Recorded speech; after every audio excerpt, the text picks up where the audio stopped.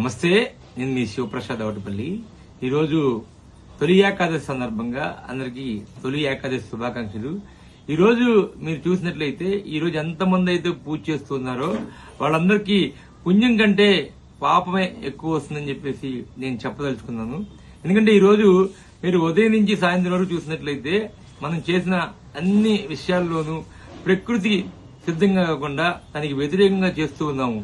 మీరు చూసినట్లయితే ఉదయాన్నే మీరు పూల మార్కెట్ కి వెళ్లారు, వాడి దగ్గర పూలు కొని దాదాపు 50 రూపాయలకి 50 పూలు మాత్రమే వచ్చినాయి నాకు తెలిసి. ఆ పూలు తీసుకొచ్చిన తర్వాత దానిలో ఒక కవర్ తీసుకొచ్చి ఆ కవర్ తీసుకొచ్చి చెత్తబొట్టులో పడేశారు. ఆ కవర్ కరగడానికి కనీసం 1000 సంవత్సరాలు పడుతుందని మీకు తెలుసా?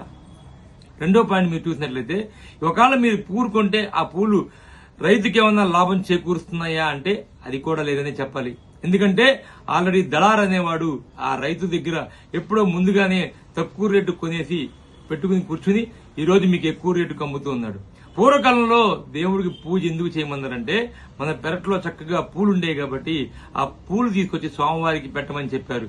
మనం ఈ రోజు 100,000 రూపాయలు పెట్టి పూలు కొంటూ ఉన్నాము, అది కూడా దళారి దగ్గర కొంటూ ఉన్నాము. రైతు దగ్గరికి వచ్చేపాటికి కేజీ 80 రూపాయలు ఉంటే దళారి దాన్ని దాదాపు 300 రూపాయల నుంచి 400 రూపాయలకు అమ్ముతూ ఉన్నారు. ఈ విధంగా మీరు చేస్తున్న పోనీ వాళ్ళు ఎవరయ్యా అని చూస్తే వాళ్ళు వేరే వర్గానికి చెందిన వాళ్ళు. దానివల్ల మన ధర్మానికి ఏం ఉపయోగం ఒక్కసారి మీరే ఆలోచించండి. ఈరోజు తులసిమాల 50 రూపాయలు. తులసిమాల చక్కగా ఇంట్లో పెట్టుకుని కట్టుకుంటే సోమవారికి పెట్టుకోవాలి తప్ప ఇలా ప్రతిదీ మనం రూపాయిది తీసుకొచ్చి సోమవారం కొలిస్తే అది ప్రకృతి విరుద్ధంగా కొలిస్తే సోమవారు మనకి వరాలు ఇవ్వకపోగా మన ప్రకృతిని మనమే నాశనం చేసి మనం అవుతామని చెప్పేసి.